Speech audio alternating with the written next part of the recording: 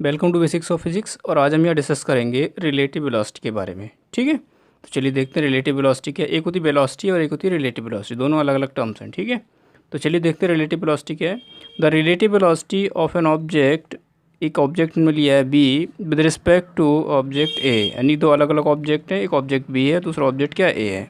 When both are in motion, दोनों कैसे motion में। ठीक है, इज़ द टाइम रेट, तो जो रिलेटिव वेलोसिटी है किसकी, बी की, विद रिस्पेक्ट टू ए। ठीक है, जब दोनों मोशन में है, is the time rate of change of position of object B. मतलब क्या हुआ कि जो बी की हम रिलेटिव वेलोसिटी की बात कर रहे हैं वो ए के रिस्पेक्ट में है। ठीक है ना, और जब दोनों क्या है, मोशन में है, तो क्या बोला जा रहा है कि जो बी की रिलेटिव वेलोसिटी है बेसिकली वो क्या है, the time rate of change of position, time rate of change of position of B. ठीक है ना, इसके बारे में बात की गई है विद रिस्पेक्ट टू ए। मतलब क्या हुआ कि अगर दोनों ऑब्जेक्ट मोशन में है, देखिए यहाँ पे देखते हैं इसको, अगर दोनों ऑब्जेक्ट मोशन में, मान लो ये ए है और ये बी है। ठीक है, इसकी स्पीड हम b1 ले रहे हैं, उसकी स्पीड क्या ले रहे हैं b2। स्ट्रेट लाइन मोशन है तो स्पीड बोलो वेलोसिटी बोलो, एक ही बात है। ठीक है, तो अगर इसकी वेलोसिटी b1 इसकी वेलोसिटी b2, तो इसकी वेलोसिटी को हम रिलेटिव वेलोसिटी के टर्म में लिख रहे हैं। ये रिलेटिव वेलोसिटी ऑफ बी हम लिखेंगे तो किसके रिस्पेक्ट में बोलेंगे, relative velocity of A, sorry velocity of A. ठीक है ना, with respect to velocity of A. जब दोनों को दोनों क्या मोशन में है तो किसकी बात हो रही होती है, time rate of change of position of object B with respect to A. तो इसके टाइम रेट की चेंज की बात हो रही होती है इसके रिस्पेक्ट में। ठीक है, चलिए और डिटेल में समझते हैं इसको। देखिए, अगर मान लो हमारे पास एक ऑब्जेक्ट है जो b1 स्पीड से, b1 वेलोसिटी से मूव कर रहा है, दूसरा ऑब्जेक्ट है जो b2 वेलोसिटी से मूव कर रहा है। ठीक है, हम टाइम को लेके बात कर रहे हैं, तो टाइम ने स्टार्टिंग में 0 टाइम लिया होता है, इसके बाद कुछ टाइम, कुछ सेकेंड, कुछ मिनट इस तरह से कंसीडर कर सकते हैं। तो हमने यहाँ पे 0 टाइम लिया, उसके बाद t टाइम ले लिया। ठीक है, जहाँ पे उसकी जो जर्नी है वो टर्मिनेट हो रही है। सेम किया इसके दूसरे वाले ऑब्जेक्ट के लिए, तो t इज इक्वल टू 0 पे पोजीशन देखी और t is equal to T पे पोजीशन देखी। तो बेसिकली किसका रेट किसका निकालना है, पोजीशन का। ठीक है, तो पोजीशन के बारे में और टाइम के बारे में बात करेंगे। तो t इज इक्वल टू 0 पे जो पोजीशन है पहले वाले ऑब्जेक्ट के लिए वो x10 हमने कंसीडर की। ठीक है, अच्छा t is equal to t time पे जो पोजीशन उसने ऑक्यूपाई कर ली वो x1t ले ली हमने। ठीक है, सेम किसके लिए, दूसरे वाले ऑब्जेक्ट के लिए t इज इक्वल टू 0 पे पोजीशन हमने ले ली x2 0, और t is equal to t पे जो पोजीशन ले ली वो x2t, वो दूसरे वाले ऑब्जेक्ट के लिए। ठीक है, इसको ऐसे समझते हैं, मान लो कि एक ऑब्जेक्ट है जो दिल्ली से स्टार्ट होके मान लो कहाँ जा रहा है, लखनऊ जा रहा है। ठीक है, तो दिल्ली से पहले वो कितना था, ठीक है, वो उसकी पोजीशन 0 टाइम स्टार्ट किया हमने, उसके बाद टर्मिनेट कहाँ हो रहा है, लखनऊ पे हो रहा है। सेम कहानी किसके लिए, दूसरे के लिए। तो कोई भी आप तो डेस्टिनेशन ले सकते हो। ठीक है, ऐसा कोई इशू नहीं है कि मैंने दिल्ली और लखनऊ लिया, कोई भी ले सकते हो आप। तो ये 0 टाइम पे पोजीशन और ये टी टाइम पे पोजीशन है। सेम किसकी, ये 0 टाइम पोजीशन और क्या टी टाइम पे पोजीशन दूसरा ऑब्जेक्ट की। अब बात किसकी हो रही, इसकी हम निकालेंगे rate of position with respect to this. ठीक है, तो चलिए x1t को अगर हम लिखना चाहें तो कैसे लिखेंगे। देखिए x1t actually the position of first object. ठीक है ना, तो x1t एट टाइम t, तो x1t अगर हम लिखना चाहेंगे तो ये टोटल पोजीशन यहाँ से यहाँ तक प्लस पीछे वाली।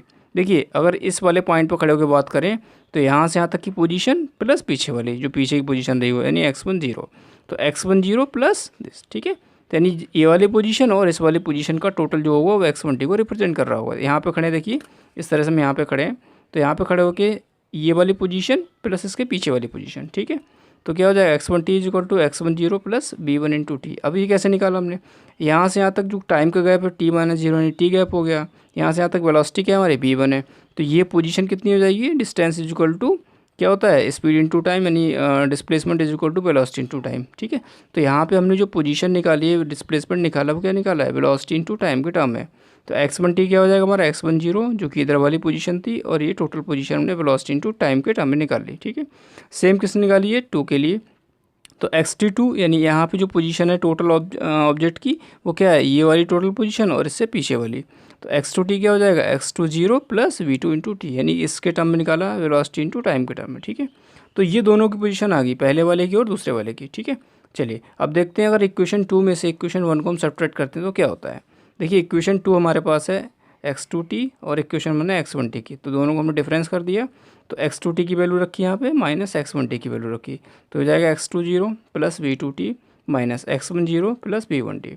अब जो 2 वाले टर्म वो एक साइड ले लेंगे और 1 वाले टर्म एक साइड ले लेंगे। ठीक है, तो यहाँ पे हो गया x2t माइनस x1t, इसको हमने ओपन कर लिया, x20 plus v2t minus x10 minus अंदर multiply minus b1 into T. 2 वाले टर्म एक साइड, 1 वाले टर्म एक साइड। तो 2 वाले टर्म ये है, इसको इधर ले लो और इस वाले को इसके साथ ले लो।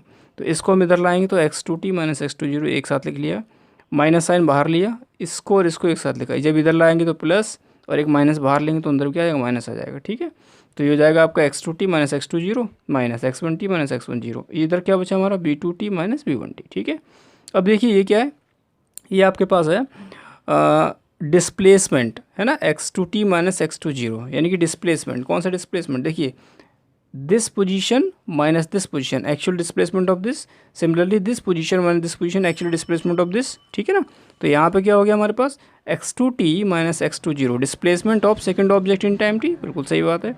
और x1t माइनस x1 जीरो क्या होगा, displacement of first object in time t। ठीक है, जो हमने यहाँ पे डिस्कस किया ऊपर अभी।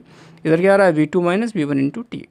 तो relative displacement of second object respect to first, तो यहाँ पे हमने जो है डिस्प्लेसमेंट ऑफ सेकंड ऑब्जेक्ट निकाला वो इतना आ गया, डिस्प्लेसमेंट ऑफ फर्स्ट निकाला वो इतना आ गया। ठीक है, तो हमने क्या किया, रिलेटिव डिस्प्लेसमेंट निकालना है किसका, सेकंड का। ठीक है, रिस्पेक्ट टू फर्स्ट, तो जिसके रिस्पेक्ट में निकालने उसको क्या करेंगे, सब्ट्रैक्ट कर देंगे हमने यहाँ पे।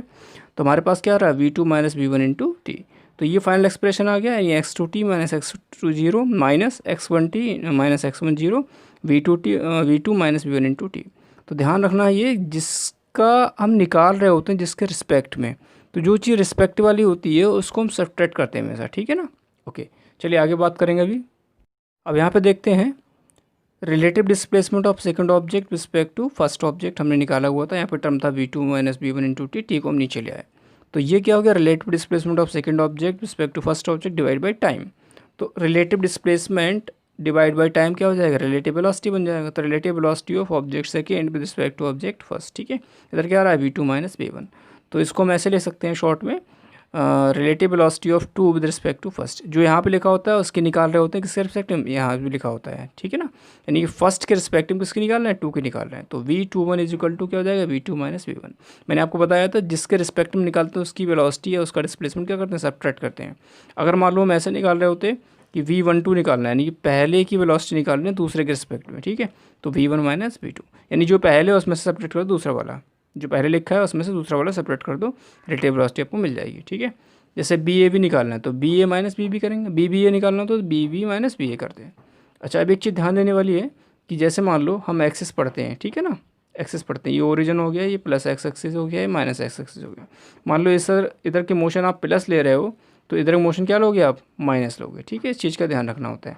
तो हम सारे कंसिडरेशन क्या कर रहे हैं, इस साइड को पॉजिटिव लेके चल रहे हैं, तो ऑटोमेटिक और उल्टा करेंगे तो नेगेटिव कंसीडर होगा। ठीक है, चलिए आगे बात करते हैं डिटर्मिनेशन ऑफ रिलेटिव वेलोसिटीज़। ठीक है, जैसे मान लो अब कुछ एंगल दे रखा है, ये तो था कि भैया सेम डायरेक्शन में अपोजिट डायरेक्शन में तब क्या कंडीशन होगी। अगर मान लो कुछ एंगल दे रखा है तब हम कैसे उसको सॉल्व करेंगे उसके बारे में बात कर लेते हैं। ठीक है, तो देखिए अगर मान लो ये जो पाथ है p वाला और ये जो पाथ है q वाला, इधर एक ऑब्जेक्ट जा रहा है वेलोसिटी v2 से और इधर एक ऑब्जेक्ट जा रहा है वेलोसिटी v1 से, मतलब कह सकते हैं कि v1 और v2 जो वेक्टर्स हमारे, ठीक है, वेलोसिटी वेक्टर्स हैं, उनके बीच में कोई एंगल आपका थीटा एंगल है। क्या एंगल है, थीटा एंगल है। तो अब इन दोनों का हम रिलेटिव वेलोसिटी निकालेंगे, या तो इसका इसके रिस्पेक्टिव या फिर इसका इसके रिस्पेक्टिव। तो कैसे निकालेंगे, जब एंगल दिया होता है ना तो रिलेटिव वेलोसिटी का एक फॉर्मूला आता है हमारा, क्या आता है, v12, मान लो हमने फर्स्ट की सेकंड के रिस्पेक्टिव निकालनी, तो v12 इज इक्वल टू हो जाएगा v1 square plus v2 square minus 2 v1 v2 cos 180 minus theta, या फिर इसको और सिंपल समझे तो v12 is equal to direct होता है v1 square plus v2 square minus 2 v1 v2 cos theta. ठीक है, और ऊपर में अंडर रूट। तो ये हम डायरेक्ट रिजल्ट यूज़ करेंगे, यहाँ पे उसको डेरिवेशन नहीं करना है हमें ये पता होना चाहिए अगर एंगल दे रखा है दो वेलोसिटीज़ के बीच में और उनको हमको रिलेटिव के टर्म में निकालना है तो हम इस फॉर्मूले को यूज़ करेंगे। v21 भी निकाल सकते हैं, सेम रिजल्ट आएगा, कोई इशू नहीं है। ठीक है, ओके। अब मान लो हमने बोला था अभी स्टार्टिंग में कि इधर पॉजिटिव इधर नेगेटिव कंसीडर करेंगे, तो जो टर्म्स इधर आ रहे हैं वो सारे पॉजिटिव ले रहे हैं हम लोग, जो इधर आ रहे हैं वो क्या ले रहे हैं, नेगेटिव ले रहे हैं। ठीक है, अब बात हो रही है कि अगर वैन टू वेलोसिटी सेम डायरेक्शन में, यानी दो बॉडीज़ क्या कर रही हैं, सेम डायरेक्शन में मूव कर रही हैं, मतलब पैरेलल हैं, मतलब ऐसे जा रही हैं। ठीक है ना, तो पैरेलल केस में क्या होता है, देखो पैरेलल के केस में जैसे मान लो एक वेलोसिटी दे रखी है, एक वेलोसिटी दे रखी है, v1 दे रखा है, v2 दे रखा है, दोनों क्या है, पैरेलल हमारे।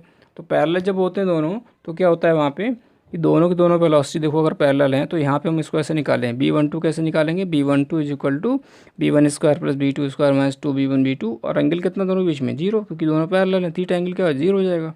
तो हमने इसको सॉल्व किया तो b1 square plus v2 square minus 2 v1 v2 इसको अगर फॉर्मूले वाइज देखें तो b1 माइनस b2 का होल स्क्वायर का फॉर्मूला ये, तो b1 माइनस b2 का होल स्क्वायर अंडर रूट से स्क्वायर कैंसिल आउट हो जाएगा, तो b12 क्या हो जाएगा b1 माइनस b2। तो डेफिनेटली क्या हुआ, सिंपल ये हम समझें कि b12 जो है वो b1 माइनस b2 जब सेम डायरेक्शन में है, ठीक है ना। अच्छा अपोजिट होते हैं तो क्या होगा, मान लो ए b1 इधर है b2 इधर, b1 इधर पॉजिटिव b2 नेगेटिव, तो हम b12 निकालना है 1 का 2 के रिस्पेक्ट में, तो क्या हो जाएगा b1 माइनस b2, तो माइनस माइनस क्या हो जाएगा प्लस, और v21 कितना हो जाएगा minus of b2 minus b1, तो ये हो जाएगा b2 minus minus plus b1। तो अगर अपोजिट डायरेक्शन है तो अपोजिट डायरेक्शन में क्या होता है कि जो साइन है वो क्या हो जाएगा नेगेटिव हो जाएगा, ठीक है। और अगर सेम डायरेक्शन है तो क्या होगा, जिसमें से जिसको सेपरेट कर रहे हैं उसको साइन माइनस आएगा, बाकी प्लस हो जाएगा, ठीक है। तो v12 क्या हो जाएगा b1 minus minus of b2, यानी b12 क्या हो जाएगा b1 प्लस b2, ठीक है। और b21 निकालेंगे तो क्या हो जाएगा, माइनस साइन पहले लेंगे क्योंकि अब 2 का निकाल रहे हैं 1 के रिस्पेक्ट में, डायरेक्शन क्या कर दी हमने अपोजिट कर दी, तो माइनस साइन पहले ले लिया, v2 minus of minus b1, ठीक है, ठीक है। तो इस चीज़ का भी हम क्या रखते हैं, ध्यान रखना पड़ता है कि हम क्या करेंगे, बेसिकली जिधर पॉजिटिव है उसको तो हम पॉजिटिव लेके चलेंगे, अगर नेगेटिव की बात करें तो एक माइनस साइन पहले लेके चलेंगे, ठीक है। ओके, सो ये था हमारा रिलेटिव वेलोसिटी का टर्म, इसको हमने यहाँ पे डिस्कस किया, ठीक है।